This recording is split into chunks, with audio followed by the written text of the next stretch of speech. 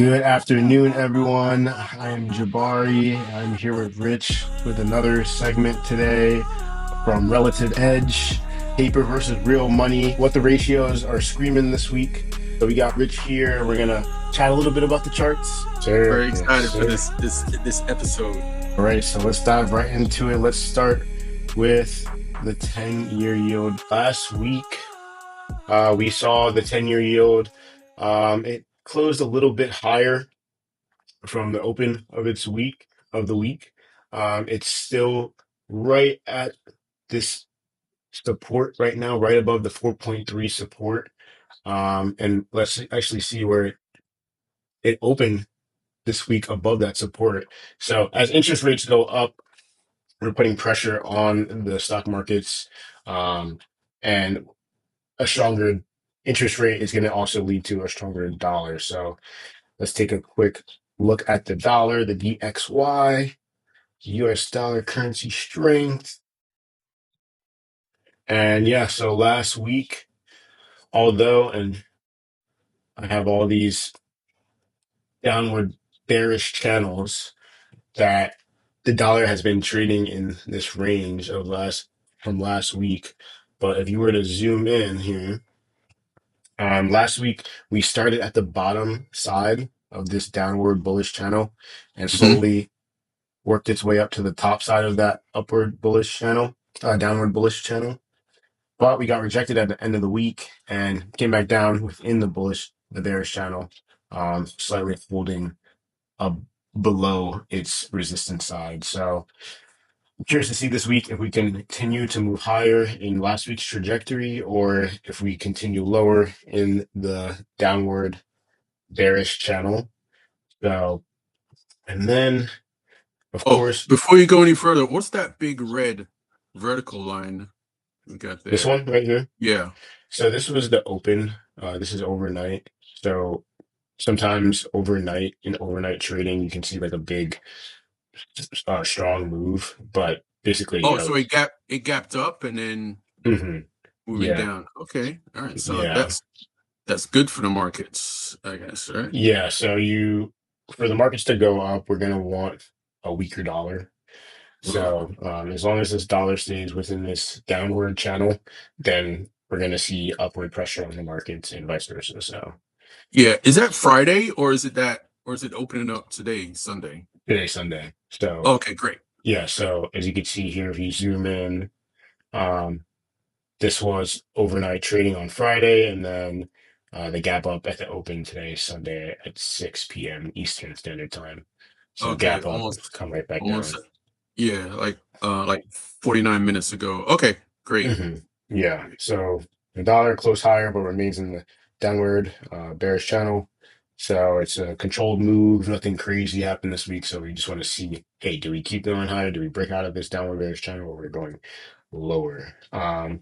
Let's see, crude oil. The crude oil market is crazy, and as you know, it's very headline driven. And crude oil last week worked its way back up to it bounced from its low from last week, and came back up to as high as $98. Saw some resistance at 100. So right now it's stuck between the trading range of 90 and 100. So definitely want to check the $100 level if things or conflict continues in the Middle East. We're definitely going to see that run higher if the Strait of Hormuz continues to be blocked, which we're seeing physical premiums on oil increase. That's also going to increase the price of Mhm. oil. Can I Um, mention one thing with yeah. what technically what's happening? As you hmm zoom, if you can zoom in, if you can, for me, please. Yeah, for And sure. this is the daily chart. Is that correct? Yeah. Do you want me to move to the 4 hour or stick to the daily? No, that's quite that's okay for the Oh, daily. yep. Yeah. If you look at it a daily, if you can zoom in a little bit more, if you can, that it's as you see it in the past one, two, uh those 3 days that it rose. Uh-huh. And you get that red candle and you got that green candle now, it's going sideways. It's forming a flag. hmm And that's bullish for oil. However, it doesn't have to necessarily break out because, as geopolitical news goes on, even though they extended the talks, they're supposed to talk today. I'm expecting it break to the upside Mhm. until a deal is made and have resistance at $100. But if this still continues to extend, I'm expecting it to move up even further. Mhm. Yeah, Yeah, that's and what I have to say about that. yeah, and I wouldn't be surprised easy either because we can see here on the MACD, the selling is kind of running out of energy here. Even if we were to consider a bear case for oil, expecting it to go down, I would think maybe an inverse or a head and shoulders pattern, but that would Mhm. mean a test at minimum of 100. So, and if things get worse, which they don't seem to be getting much better, Yeah, that indicates a higher oil price. So, yeah. um, Just to stay on the oil for a second, I know it's a part of my segment, but I'll steal a part of yours right now in the oil. I did a trade, and I was going short in the oil, and it reversed on me.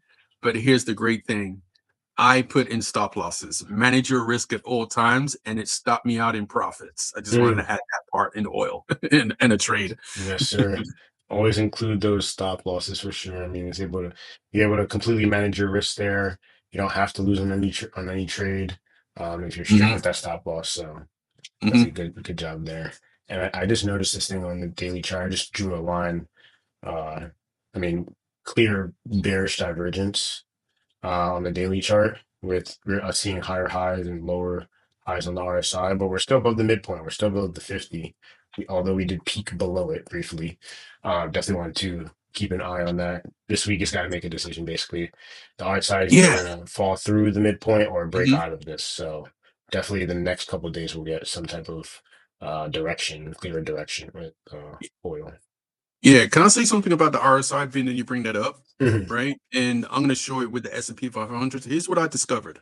When you have a bearish divergence a on a certain time frame and it breaks below the midpoint, the bearish divergence is is more than likely what you want to look for is a change in direction on a lower time frame if it starts to rise. And I'm going to show that later on in the S&P 500, what I discovered today. Mhm. Yeah. Yeah, because sometimes you could see a bearish divergence or bullish divergence on one time frame. You zoom in, you're seeing Mhm. something different. You zoom out, and you're seeing no divergences. So sometimes the Yep. correction can just be a short term correction. So definitely Yes. want to check the different time frames to pinpoint.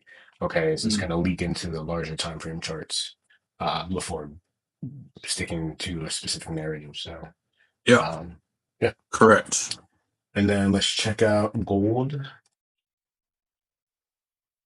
So gold last week had closed above 4,700.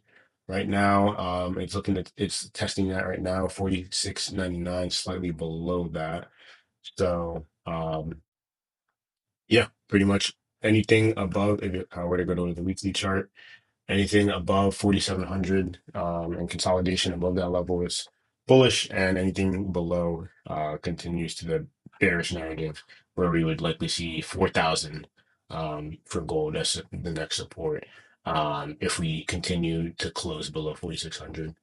Um, and the next upward resistance would be definitely 5,000. That's a big round number too.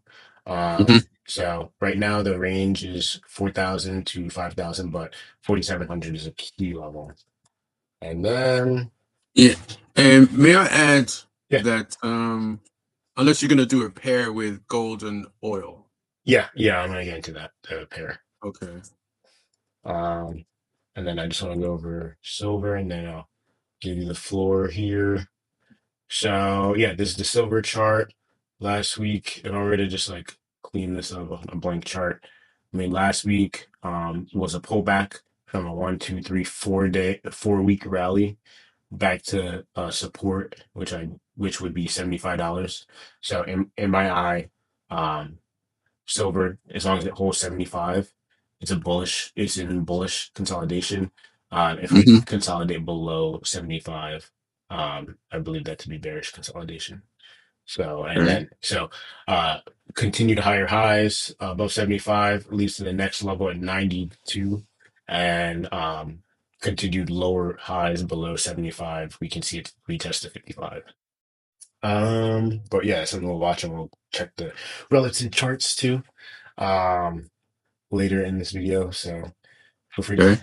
slap the like button if you like this video so far, and we got some more information coming up. I'm gonna switch this over to Rich. Rich, do you want to take the Okay. floor here? And just wanted to show a top-down analysis with the S&P 500 and Bitcoin. So starting with the S&P 500, this is a monthly chart. And what I want to focus on is a couple of things here: past history, possible past history, and some technical analysis regarding its uptrend, and RSI with a bearish divergence. Now, in this monthly chart, you would see, looking at the bottom, and I've written here a bearish divergence, right? And Mhm. also this yellow line is a midpoint.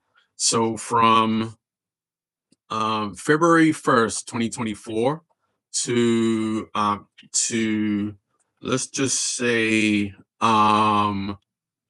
Friday, January 2nd. This is a bearish divergence where it's connecting from this point to a lower point here on the RSI, and from this point in the uptrend to this point here on the monthly chart. And as I was explaining with Jabari, with the RSI, what we was looking at before. Now from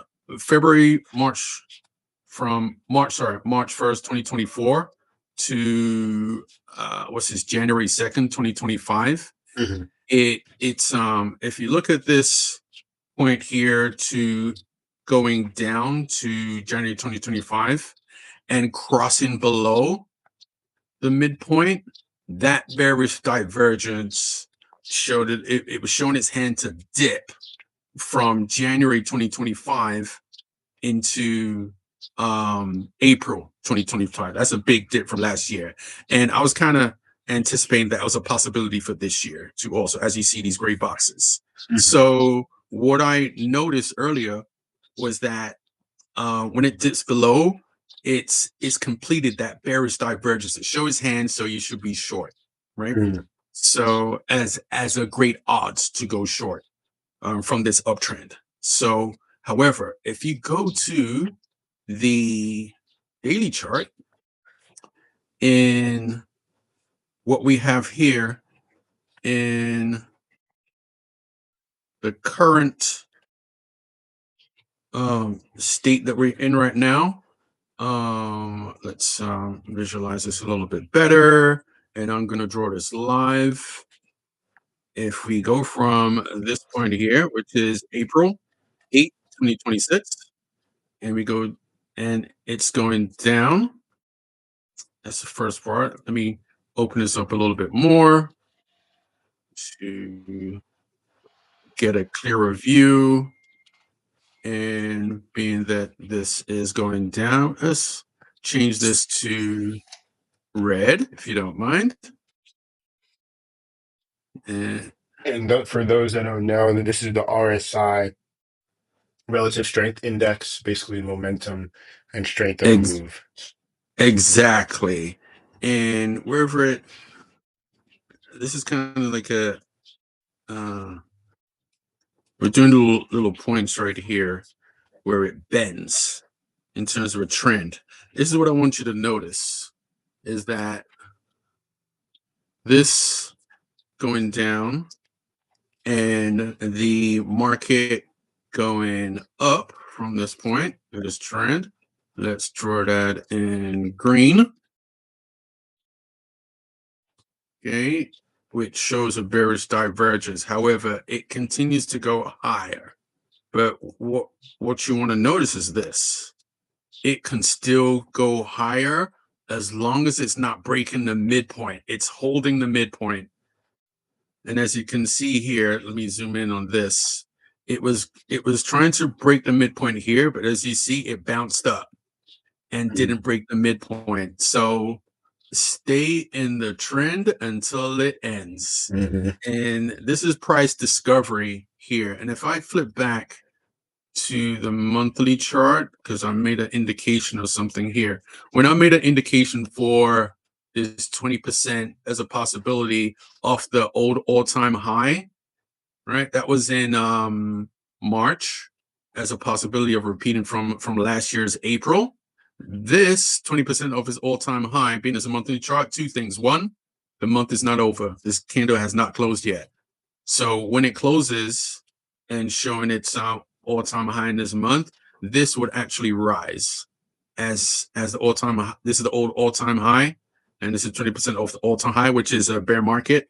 And when this closes next week, we will raise this bar. So as the S&P 500 continue to rise, there's some underlying geopolitical things and some things that are going on behind the scenes in terms of finance. One being Warren Buffett he has one of the largest cash holdings right now. He sold a lot of things, and when he does that, he usually the market tanks and he just gets everything on the cheap. Now this can go on for another month to continue to rise, and people are shorting, but they are getting some short squeezes. Hmm. They're closing their positions by buying back. So it's not only long-term holders are buying, short sellers are actually buying back to close their positions. And saying that, I am going to flip to Bitcoin as our Hmm. transition. So with the S&P 500, Bitcoin is still considered a quote unquote riskier asset and crypto risky asset as opposed to equities. So this also affects the crypto market and Bitcoin affects the entire crypto market. So let me Yeah, bring that chart up. just wanted to add Oh, good. one thing real quick. Yeah, a lot of people I see have been calling that like on the S&P 500, they're seeing like a rising wedge pattern arise with basically, or sorry, not a rising wedge, a megaphone pattern where we're getting higher highs but also lower lows, which is typically a bearish pattern. So I wonder if that continues as well in the short term. Oh, let's I think you had sent me that video, Rich, actually. yeah. Let me illustrate for our audience what Jabari bring up, and that's a great. Thanks for that reminder. If you will, I will do this. This is what Jabari is referring to. Yeah, so we're seeing higher highs, but we're also seeing lower lows, which is a megaphone That pattern. is a megaphone pattern. If you're looking at these yellow lines here, Hmm. which is bearish on an overall uptrend. Hmm. So you're talking, what if I can draw this? You're talking it going up, it going down, it going up, and then potentially going back down to There you go. lower prices. Yep, which is a very Yeah, dangerous pattern. You don't want to get caught on the wrong side of that. So, um, absolutely. Yeah. yeah, so to negate that pattern, we basically would need Hmm. to close above that resistance side of the megaphone pattern. Otherwise, you fall victim to with the risk of falling to that bottom side of the bearish channel and Hmm. potentially even lower. That's a Excellent point. nice. And regarding patterns, whether it's a megaphone pattern, a rising wedge, here's the thing to remember. It's either pattern completion or pattern failure. Mhm. So again, manage your risk at all costs. So at all times, yeah. So let me go to Bitcoin. I'm going to go to the daily chart, and if you bear with me, I'm going to make some adjustments here. Oop, let's get this here. Oh, that's why. Know how to work your charts, people. I'm a stickler for. Yeah, keeping it clean. So, um, so let's go for what we just spoken about patterns. So this is a daily chart. Each candle is 24 hours because crypto trades 24 hours a day. And as you can see, as I zoom in, a couple of things here. One, if you're looking at this green option line, I didn't move it to go at this spot right here. I kept it in as a trend line um on this daily chart for a couple of reasons which I will get to. And but if you're looking at this uptrend line and this uptrend line, they're narrowing, it's narrowing. So this is actually a rising wedge. Mm. Okay. So, and the other thing, so with a rising wedge, here's a couple of things that are concerning. Now, many large money managers that are looking at this, two things. One, this R1 resistance point, which where there was a flag to the left here in February 2026, which it broke down to at its lows for the year. Which is the bottom of the wedge, and this resistance line, the top of the ridge. Remember, this can either go further and break this this wedge here. So pattern failure and um, pattern completion. Pattern completion will be the bottom of the ridge, which is the measured move, back down to 59,000, and it can possibly go lower. But you also have some support areas to also support area one. If you look here, this is a W pattern which it broke out of. This is bullish, and it broke a downward trend line too also. So this is why it's going up to the bottom of the W pattern here. Let's draw it. Yeah, And and the a lot. W, right? And the bottom of that W pattern, there's another support line here too also. And also what I want to mention is this upward trend line and this on the chart and a bearish trend line in the RSI. There's a bearish divergence. Now, combining this bearish divergence with a resistance point, there's a high possibility that this is going to turn down to the downside. But what we want to look for is a cross. Let's zoom in below the midpoint for the odds to increase that it's going to pull back and complete the bearish pattern measured move down to 59. So a number of money managers are actually starting to short, starting on this candle where it hit the top part of the resistance, which goes back to February 2026, and they're looking to extend shorts all the way up to this breakdown from here at another resistance point at approximately a little over 84,000. So Mm. this will be R2 in this area. So you got some I'll just upward change. resistance at 84,000 and Yeah. downward support at 60K, call Now, it 60K. so manage your risk at all times. Stick to the technicals. Stay with the trend until it ends. And that's it for my segment. All right, thank you. I hope you learned something. Thank you for that, Rich. And now we're going to get into the relative charts. So I'm taking back over the screen here, and we'll start basically with the Dow Gold ratio here. And as you can see, the Dow Gold ratio was trading in this downward parallel channel. And last week, we peaked above it actually. So we had an open and close last week above this parallel. That gives the opportunity, if we zoom into the daily chart, um, there's some upward resistance at the 10.6 level.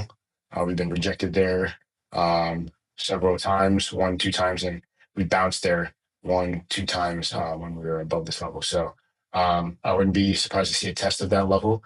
And of course, downward support would be the top of this bearish channel right here, where we were trading in since uh, August 24. So Dow gold ratio, check this because this tells you whether or not if we get above 10.5, 10.6, that's a big level. That means rotate out of gold and into the Dow Jones, which will outperform. So I expect actually this to roll back over. Um, and test this, and minimum test this bearish channel, this downward channel, and continue lower. So we'll see what happens at 10.6 though. If we do break above 10.6, the next higher support is 11.16. So now we'll move to the Dow, the gold silver ratio. So gold silver ratio, overall still in this downward bearish channel. We did break out below it where we saw a surge in silver earlier this year in January, and now we're right back in the thick of it. If I were to take a little deeper dive here, if you look down at the RSI, we're fighting with the 50, fighting with the midpoint here, whether silver wants to outperform gold or if gold will outperform silver. So right now, there is a very key resistance at 62. Um, and we've seen this level before, a strong, clean breakdown. Then we've seen it as resistance, support resistance here, support again. So I would not be surprised to see this be resistance here, which is what I'm expecting.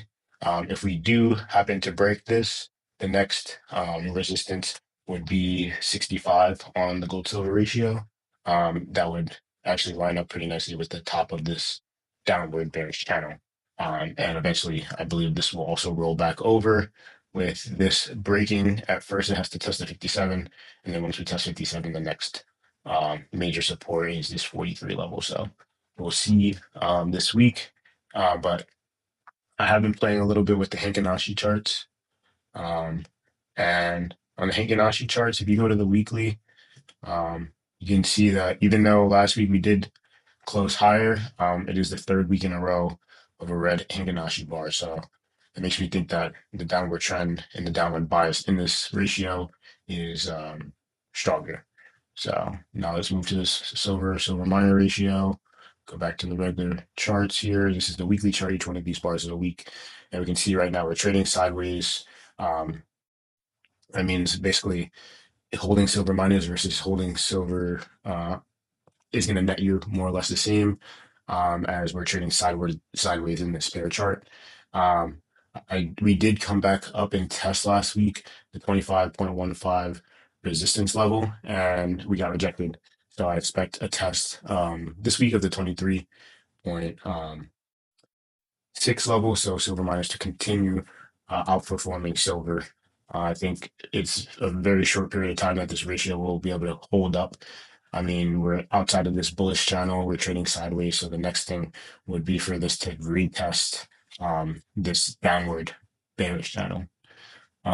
Let's go into silver versus oil. Very interesting chart here because we got a falling wedge that we had broke out of. Let's go to the weekly chart just so we can get a better view of what's going on. So right now we're still below the 50 on the RSI. So on the weekly, we look bearish in this ratio, but we did break out of that falling wedge. So price wise speaking, right now silver is still uh, more bullish over oil. So I want to see what outperforms this week. I would not be surprised to see us retest this 0.73 ratio here and then continue to move higher. But my bias is still that silver will outperform That oil going yeah, forward. this is a great chart. Because it shows that um the silver and the oil is working inversely. So as the talks continue to be extended, oil is rising. So in this ratio, the silver first and the oil second is that it'll continue to drift downwards until, let's say, peace is is established, or some kind of order is established, and you're going to see a reversal of this. I'm expecting as soon as that peace, silver and gold is going to shoot up and oil is going to dive. Yeah, I wouldn't be surprised to see that. Uh, because right now we're seeing the divergence, inverse correlation, basically between oil and almost every other market. As oil goes up, gold, silver, stocks, Bitcoin are selling off. Bitcoin actually a little bit different with more strength, but Yeah. in general, it's been opposite to the equities markets and the risk markets. And lately, silver and gold have been trading more like risk assets, with it selling off with the stock market, and not. But we have seen a little bit of decoupling because the S&P 500 did rally to new highs, and we did see a recovery on gold and silver, but we didn't see a full recovery. Mhm. So, and then last but not least, because we're running a little heavy on time, I want to look at the Menarino market risk indicator. Basically, is taking the 10-year yield, multiplying it by the dollar. And like I had said before, I'll briefly recap this, but Ooh. yeah, this is an interesting chart because every time we get to the top of this range on the daily, at least, um, if you look at the RSI, every time we get to the top to this bearish channel, it's a downward channel, right? We're shown a resistance. So, um, and you can see here, it's significant with this showing a significant retracement every single time we hit the top of this bearish channel here. So, one thing I do want to see is if we continue lower. The last couple of days, we did break out here. So we were trending lower. Um, Mhm. for what is this? 1, 2, 3, 4, 5, 6, 7, 8, 9, 10, 11, 12, 13, 14, 15, Mhm. 16, 17. So 2 weeks, over 2 weeks of this going lower. And then we have 1, 2, 3, and then we're open up higher this week. Um, and we're on our way down now. So I wonder this week how what's going to happen here. If it was my guess, I would not be surprised to see this continue to break lower. But as of right now, we do have a breakout, and that's going to put massive pressure on the markets. So if this ratio, this Yeah. keeps going higher, the dollar and 10-year yields, ooh, the market is not going to like it. And that would kind of line up with the thesis of the megaphone pattern on the S&P 500. So So if it continues to roll over, that is bullish um for S&P. bullish for the S&P, which it hasn't yet. As you have that arch over, if it breaks it, it's continuing to go on. It's continuing to be um bullish for the Mhm. market. Yeah, Yeah. yeah, yeah. So But if it rolls over, it'll be bearish for the market. the opposite. So Oh, the if opposite. yeah, if interest rates and the dollar go up, that's going to put pressure on the markets. And Oh, if okay. interest rates and the dollar go Ah, down, that's going to right. put some Sorry, audience. relief on the markets. No worries. Yeah. Yeah. So it's kind of showing its hand that Hmm. there is some pressure on the market for it to roll over and complete that megaphone Hmm. Yep. pattern. So even though risk is on, protect your risk with risk management to also protect your capital. Hmm. Yeah, at all Yeah. times. Yeah. And you can see on the weekly chart, we actually gapped up here. So Mhm. um, I wouldn't be surprised to see that gap fill. But Right. this is something we really need to watch this week Yeah. because that's going to determine where the Yep. market goes. If interest rates continue to climb higher, the market's Yeah. going to puke. Um, And you want to know that we're coming to the end of the month too, also. hmm. Hmm. Yep. Where many people start to take profits. Hmm. Exactly. Yeah, to show their monthly gains. Yeah. Yeah. Yep. So some things to keep in mind this week. We got a lot to unpack. We unpacked a lot in this video. I hope that this was very helpful for you guys. Definitely watch these key levels. I appreciate if you guys learn anything in this video to drop a like, share the video, and definitely subscribe. We definitely are going to continue doing these updates and sharing our thoughts. So I appreciate your time. Happy Sunday. Rich, you got any closing words? Yes. Manage your risk at all times. Preserve your capital. Stay with the trend until its end. And watch next week. I want to introduce some trading I'm going to do this week utilizing AI. So stay tuned for next week. And thank you, like, subscribe, as Jabari says, and happy Sunday. Happy Sunday, guys. Thanks. Talk to you later. Bye bye.